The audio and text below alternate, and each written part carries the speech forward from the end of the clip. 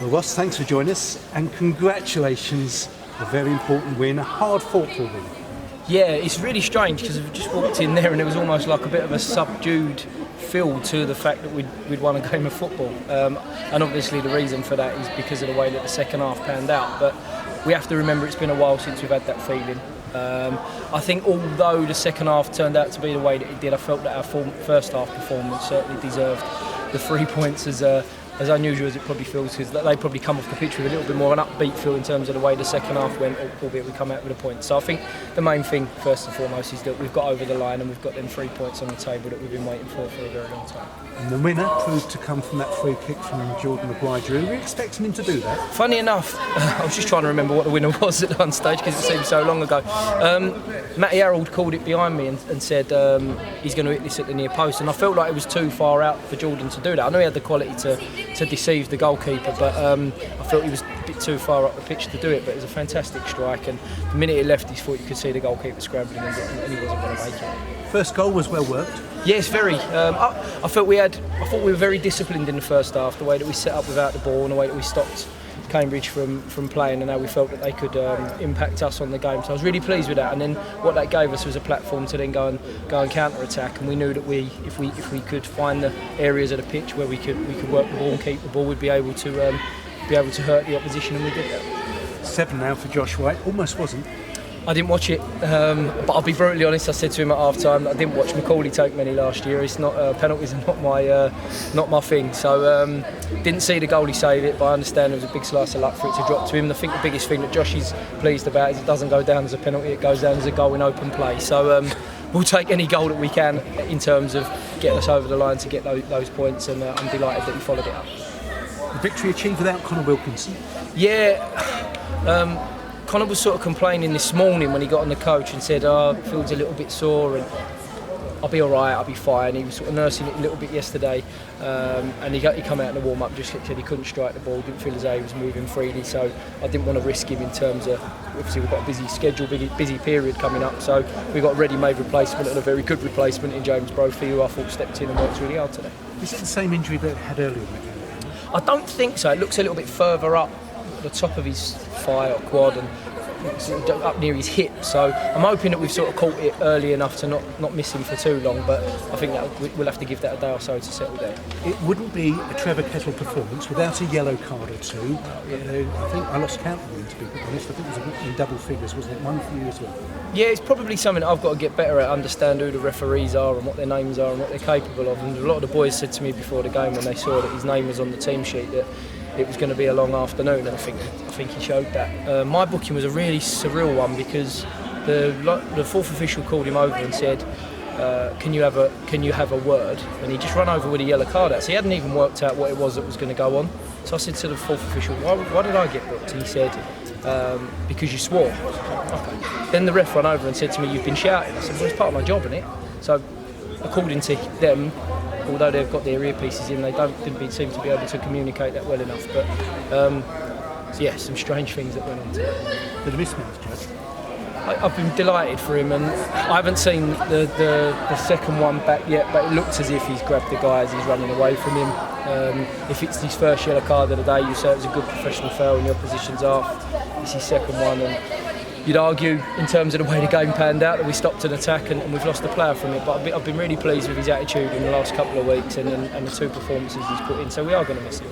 Certainly, the Christmas programme is going to come up. Is the squad a little bit stretched now with those games coming thick and fast? There's a few sore ones. It's been a real tough one for everybody in the country, I would say, at the moment in terms of the training programmes that people are having. Our pitches are swimming. I think I've floated through a couple of villages on my way into work yesterday morning because the rain has been unbelievable. So it's been tough in terms of the way that we're training. I've just been talking to Joe Widdowson in there.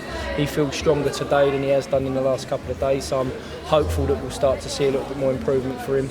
Obviously, everyone will be aware that Sam Ling's going to be out for an extended period of time, and obviously we've lost Dino, which again is due to the surfaces of the pitches. Really, he slipped and he's done his hamstring. So we're waiting for the extent of that one. So yeah, we're a little bit tight at the moment, but I do feel that we have the quality behind the scenes with quality on the edges of the squad and the quality on the bench to replace the players that we lose, albeit the last few performances have been good by those boys that have been in the team. Sam Sargent played a big part in those 3 games. I think you've probably said that to me in the last 3 games, Dave. He's made some real good saves. I've been really impressed with Sargi's game management, and when I say that, I'm probably contradicting what I've just said to the lads, because I felt like we let ourselves down with our game management in the second half, but I felt Sam showed a real maturity. He doesn't get rushed, he slows the game down at times when he needs to, made 2 outstanding saves, and his kicking's been progressively better, I think, in the more games that he's played, so I'm absolutely delighted for him in terms of the way that he's taken his chances. And there wasn't cover for him on the bench? No, obviously, like I said to you there, we lost Dino to a hamstring injury. It doesn't look great in terms of Dino's return, or thought of him returning, so we called Arthur back from his loan at Potter's Bar on Thursday, but the paperwork never went through. So we were delayed until about 11:45 this morning, when I was waiting to see if we could get like a last-minute email from the football league to say that it had gone through, but it didn't. So gave Ruel Sotirio his chance to be on the bench today, and it's obviously a massive risk that you take. So fortunately, we didn't have to find out who the goalie was going to be. 4 unbeaten, the transfer window opens very soon, and we know that Leyton Orient want to be active in that transfer window. What about your position? Yeah, so I suppose it's an interesting situation. First of all, with the transfers, I think we have got our eye on 1 or 2 things. I think first and foremost, albeit that Sarge has been fantastic in the games that he's played, if we're going to have Dino out of the squad and away from us certainly in the next few weeks, it's certainly going to be a position that we've got to look at.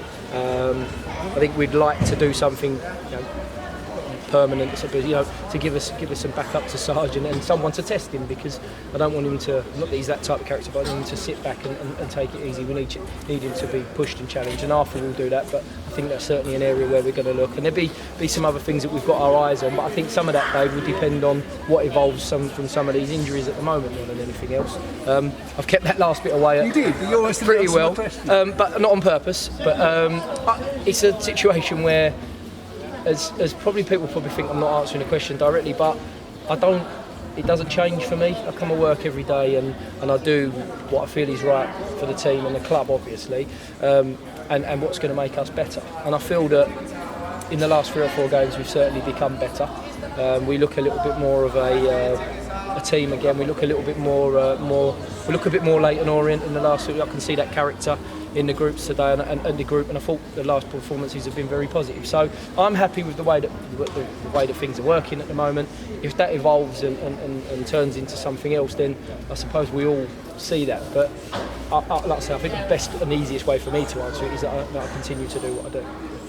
And the Leyton Orient faithful will be delighted that you are doing just that after that result, because you know what that means to them. Yeah, what a following as well today, and it's almost like I say to you, don't I, most weeks that we've got a responsibility to get them up on their feet, and I think that game did that today.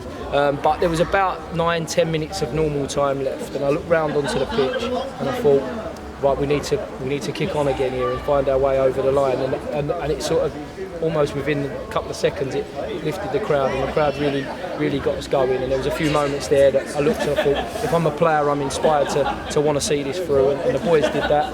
It was fantastic scenes to see everybody celebrating at the end. Merry Christmas.